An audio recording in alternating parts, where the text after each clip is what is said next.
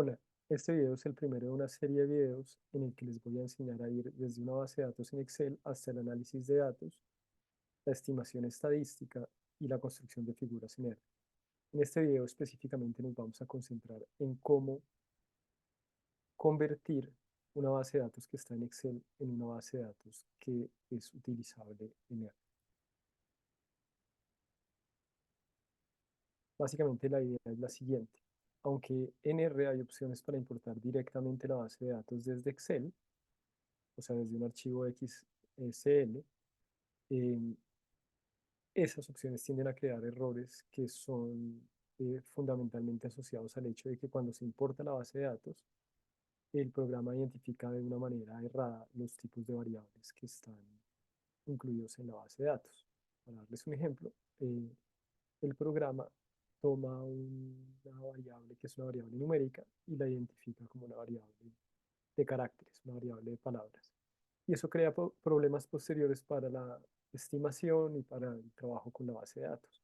Entonces, la opción más simple y probablemente la opción más segura siempre es ir desde eh, Excel hasta R a través de un archivo CSV, o sea, un archivo separado por comas. Entonces, lo que ustedes deben hacer es ir a su base de datos en Excel y pedirle que la guarde como un archivo CSV. Acá yo ya tengo uno creado, entonces voy a crear otro con otro nombre, pero la idea general es fundamentalmente que aquí en este folder donde estoy guardando las variables, pues va a aparecer un archivo nuevo, un archivo que tiene la extensión CSV.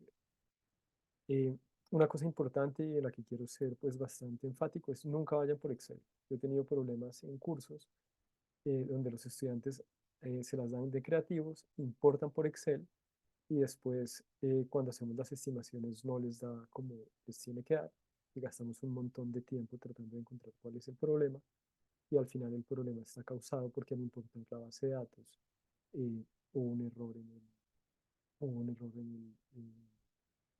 causado, digamos, por el proceso de importarlo directamente desde Excel. Entonces lo vamos a importar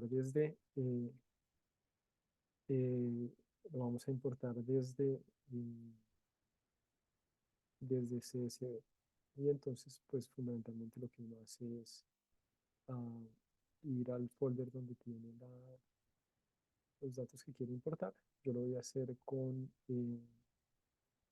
uno que ya tenía creado, fundamentalmente usando el mismo proceso, y lo abro. Y entonces lo que ustedes van a notar, y esto es lo que es realmente importante acá, es eh, que uno tiene que identificar eh, cómo está construida esa base CSV para importarla de una manera adecuada. Pues acá arriba les muestra eh, el archivo original y acá les muestra cómo lo va a importar. Entonces, un poco lo que uno puede identificar acá es que cuando lo exportamos como CSV, eh, el archivo resultante dividía las columnas usando puntos y comas. Sí, entonces, en este caso, en el espacio donde pregunta cuál es el separador, ponemos semicolon, que es pues punto y coma, y nos lo está importando de manera adecuada, como podemos ver acá, y nos separa, digamos, las columnas de forma adecuada. Sin embargo, por ejemplo, si tuviéramos coma, lo que sucedería es que nos pondría todas las columnas del archivo original en una sola columna del archivo importado. Y en ese sentido, uno siempre tiene que estar pendiente porque el separador depende de la configuración del computador y del Excel que uno esté usando.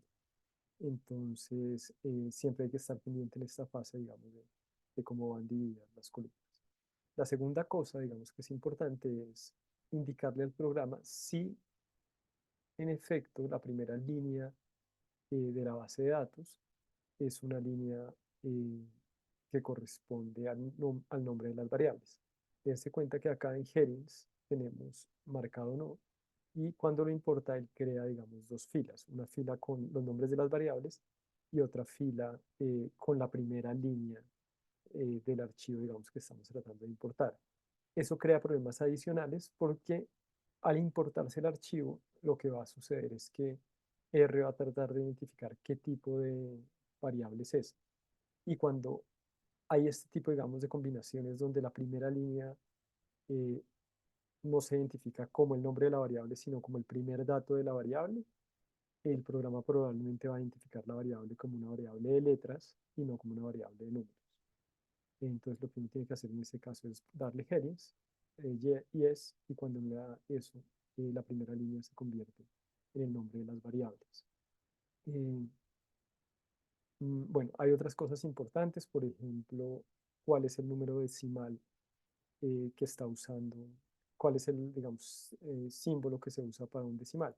Dense cuenta aquí en el Excel que si yo pongo 1.2 y 1.3 y los sumo, eh, perdón, los sumo, la suma me da cero, y me da cero porque el punto no es el separador que en este Excel se usa para señalar decimales, es la coma. Si yo lo pongo con coma, el, el, el dato se mueve al otro lado de la casilla y la suma sí me da bien. Entonces eso me permite saber que eh, el decimal no es con un period, o sea, con un punto, sino que es con una coma. En general con esto hay que ser cuidadosos porque distintos computadores tienen distintas configuraciones. Tengan cuidado cuando sacan datos en computadores distintos porque si usted los une y no revisa esto, eh, puede unir datos, digamos, que están en formatos distintos. ¿Por qué es importante eso? Por ejemplo, porque si uno tiene un archivo separado por comas, que no está separado por puntos y comas, sino que efectivamente está separado por comas, y el decimal también está separado por comas, cuando lo importe, y usted tiene un número que es como 1,6, eh, R va a poner el 1 en una columna y va a poner 6 en otra columna. Un par de cosas importantes que olvidé decirles es una buena práctica cuando uno pone o crea la base de datos en Excel es no dejar espacios en los nombres. Si quieren poner cosas que tienen dos palabras, pueden poner la rayita abajo, pero de preferencia yo prefiero títulos de nombres de variables que tienen letras minúsculas y no tienen espacio. ¿Por qué? Porque cuando uno está escribiendo en R, pues es más fácil escribir el código. Y la otra cosa, digamos, que es importante es, hay gente que le gusta hacer como tablas muy bonitas en Excel y poner como un título de, como el tipo de variable, y después un subtítulo, por decir algo, acá ponen demográficas y crean una columna especial y acá ponen demográficas y después unifican estas. No hagan eso. La primera fila y solo la primera fila tiene que ser el nombre de la variable. No va a salir eso es tan malo que no va a salir sin grabar.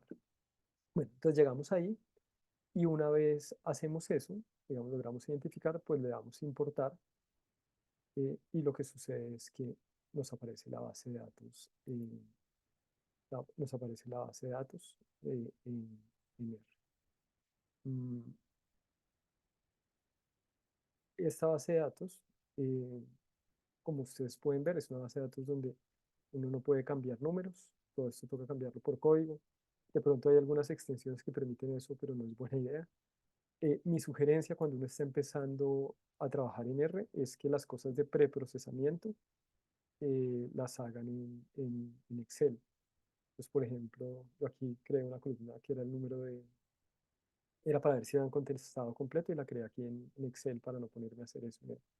Yo puedo hacerlo en R, pero cuando la gente está empezando, estas cosas de borrar columnas o, por ejemplo, de borrar sujetos incompletos, eh, son cosas que pueden tomar tiempo.